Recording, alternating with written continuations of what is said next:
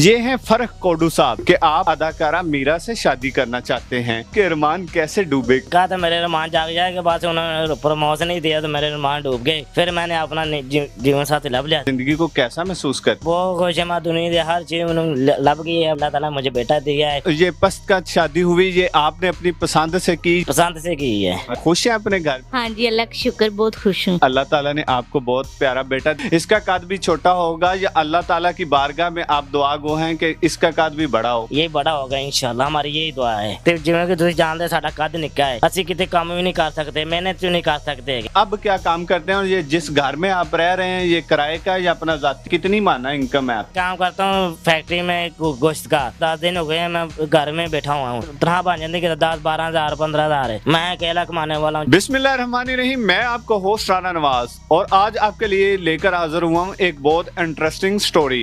मेरे साथ एक